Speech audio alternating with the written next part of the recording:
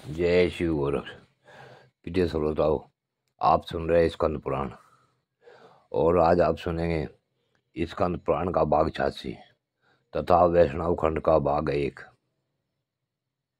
श्रोताओं, पिछले भाग में आपने सुना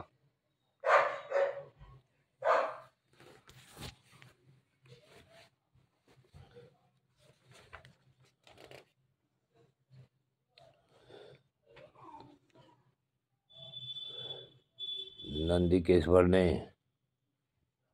ब्रजांगद से अपने नगर को लौटने के लिए कहा तो उसने वहां की इच्छा त्याग कर वह भगवान शिव की भक्ति में लीन हो गया। अब इससे आगे की कथा इस भाग 86 में सुने। एक बार ऋषियों ने सूत जी से कहा कि ये सूत जी, आप सर्वज्ञ हैं, हम लोग आपके मुख से भूतल के मुख पर्वतों का महात्म सुनना चाहते हैं। सूत जी बोले, हे महर्षियों, पूर्व काल में मैंने यही प्रश्न गंगा जी के तट पर बैठे हुए मुनि श्रेष्ठ व्यास जी से पूछा था। उसके उत्तर में मेरे सर्वोत्तम गुरु व्यास जी ने इस प्रकार कहा था। व्यास जी ने कहा था कि सूत, प्राचीन युग की बात है। एक दिन मुनि श्रेष्ठ नारद नाना प्रकार के रत्नों से सुशोभित से सुमेरु पर्वत के शिखर पर गए और उसके मध्य भाग में ब्रह्मा जी का अत्यंत प्रकाशमान दिव्य एवं विस्तृत भवन देखा। उसके उत्तर प्रदेश में पीपल का एक उत्तम वृक्ष था जिसकी ऊंचाई 1000 योजन थी। उस पीपल के मूल भाग के समीप अनेक प्रकार के रत्नों से युक्त देव मंडप बना हुआ था। चमकते हुए हीरो से बनाए गए 2 किवाड़ उस द्वार में की शोभा बढ़ा रहे थे। उसके मध्य भाग में सहस्त्र दलों से शोभित दिव्य कमल था जिसका रंग श्वेत था। उसकी प्रभा सहस्रों चंद्रमाओं के समान थी। कैलाश पर्वत के समान आकार वाले एक सुंदर पुरुष बैठे हुए थे। उनके 4 भुजाएं थी। वाराह के समान मुख था। वे परम सुंदर भगवान पुरुषोत्तम अपने चारों ओर हाथों में शंख चक्र अभय एवं वर धारण किए हुए थे। उनके कटिभाग में पीताम्बर शोभा पाता था।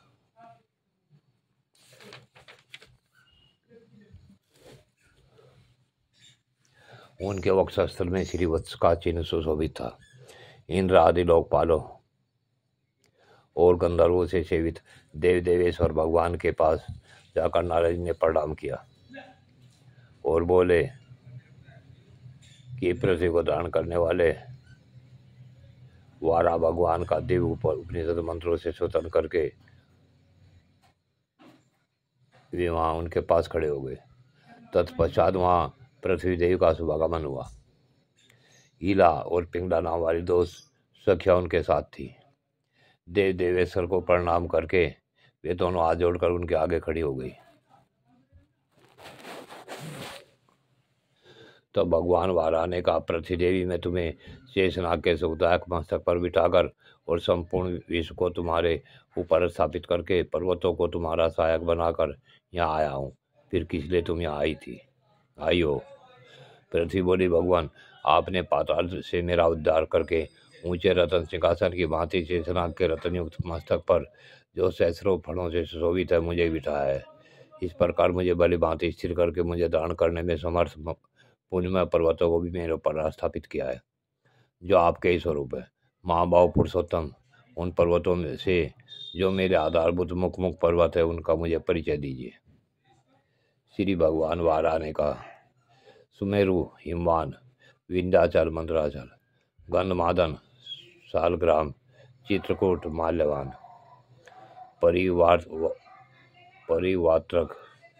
परियात्रक, महेंद्र, मलय, शह, सिंहाचल, रेवत तथा मेरु पुत्रंजन जो बड़ा भारी स्वर्ण में पर्वत है, वसुंधरे, ये सभी श्रेष्ठ पर्वत तुम्हारे आधार हैं।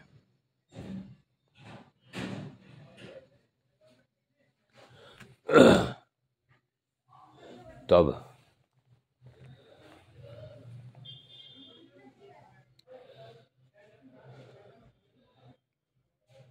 हे माधवी, इनमें जो श्रेष्ठ पर्वत है उनका यथार्थ वर्णन करता हूँ, सुनो।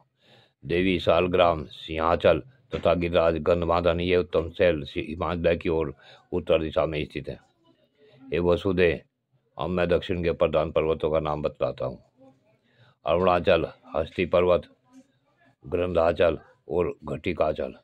ये सभी श्रेष्ठ पर्वत अक्षीर नदी के समीपवर्ती हैं। हस्ती पर्वत से 5 योजनों पर स्वर्णमय मुखरी नामक उत्तम नदी बहती है। उसी के उत्तर तट पर कमला सरोवर है, जिसके किनारे सुखदेव जी को वर देने वाले तथा भक्तों की पीड़ा का नाश करने वाले भगवान श्री कृष्ण बलभद्र जी के साथ निवास करते हैं। कमला सरोवर से उत्तर दूरी पर कल्प वृक्षों से सुशोभित श्रेष्ठ वन में श्री वेंकटाचल नामक प्रसिद्ध पर्वत है, जो भगवान विष्णु का महान आश्रय है।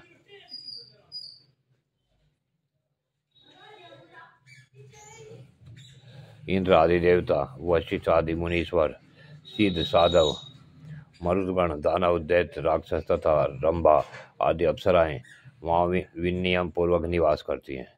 नाग, गरुड़ और किन्नर वहाँ तपस्या करते हैं। इन सब से सेवित अनेक नदियाँ हैं, जिनका वर्णन भी पुण्यप्रद है। ये पृथ्वी उस पर्वत पर अनेक प्रकार के दिव्य सरोवर शोभा पा रहे हैं। अब सब तीर्थों में प्रधान चक्र आदि तीर्थों का वर्णन सुनो। चक्र तीर्थ, देव तीर्थ, आकाश गंगा, कुमार धारिका तीर्थ, पाप नाशन तीर्थ, पांडव तीर्थ तथा स्वामी पुष्करणी तीर्थ। ये 7 तीर्थ उस उत्तम नारायणगिरी पर सर्वश्रेष्ठ माने गए हैं। इन 7 में भी सबसे श्रेष्ठ कल्याणमयी स्वामी पुष्करणी है। भूदेवी, उस स्वामी पुष्करणी के पश्चिम तट पर तुम्हारे साथ में निवास करता हूँ, और दक्षिण तट पर संपूर्ण जगत के स्वामी भगवान लक्ष्मी निवास विराजमान है। समुद्र वसना पृथ्वी है। स्वामी पुष्करणी गंगा आदि संपूर्ण तीर्थों के समान है। तीनों लोकों में जो तीर्थ, सरोवर और नदियाँ हैं, उन सब का अभिप्राय स्वामी पुष्करणी तीर्थ को प्राप्त है। देवगिरी, वेंकटाचल पर संपूर्ण तीर्थ निवास करते हैं। उनमें भी 6 सबसे प्रधान है।